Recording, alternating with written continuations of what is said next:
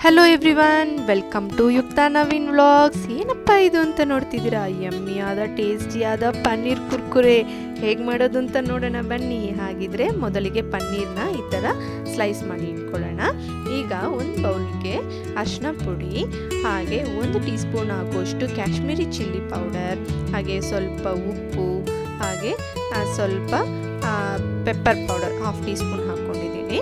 ಈಗ 1/2 tea spoon ಆಗೋಷ್ಟು ಕಸ್ತೂರಿ methi, 1/2 tea spoon ಆಗೋಷ್ಟು ಚಾಟ್ ಮಸಾಲ, 1/2 ಟೀ ಸ್ಪೂನ್ ಆಗೋಷ್ಟು ಗರಂ ಮಸಾಲೆ ಇದೆಲ್ಲನೂ ಹಾಕ್ಕೊಂಡು, ಹಾಗೆ 1/2 ಟೀ ಸ್ಪೂನ್ ಆಗೋಷ್ಟು ಜೀರಿಗೆ ಪುಡಿ ಇದೆಲ್ಲ ಹಾಕ್ಕೊಂಡು ಮಿಕ್ಸ್ ಮಾಡ್ಕೊಬೇಕು. ಈಗ ಕಟ್ ಮಾಡಿ ಇಟ್ಕೊಂಡಿರುವಂಥ ಪನ್ನೀರ್ ಸ್ಲೈಸಸ್ನ ಹಾಕ್ಕೊಂಡು ಎಲ್ಲ ಕಡೆ ಅದು ನೀಟಾಗಿ ಮಸಾಲೆ ಕೋಟ್ ಆಗೋ ಥರ ನಾವು ನಿಧಾನಕ್ಕೆ ಮಿಕ್ಸ್ ಮಾಡ್ಕೋಬೇಕಾಗತ್ತೆ.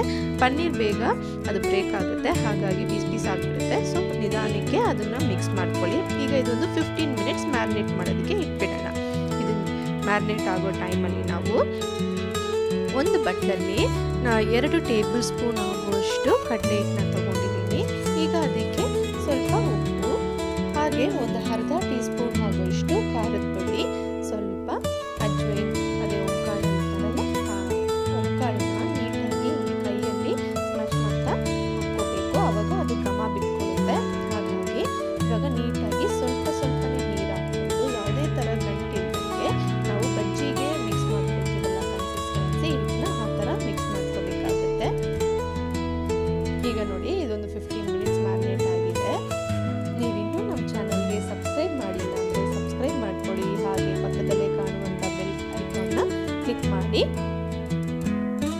ಈಗ ನಾವು ಆ ಪನ್ನೀರ್ ಪೀಸಸ್ನ ಎಲ್ಲನೂ ಇದರಲ್ಲಿ ಆ್ಯಡ್ ಮಾಡಿಕೊಂಡು ನೀಟಾಗಿ ನಿಧಾನಕ್ಕೆ ಮಿಕ್ಸ್ ಮಾಡ್ಕೋಬೇಕು.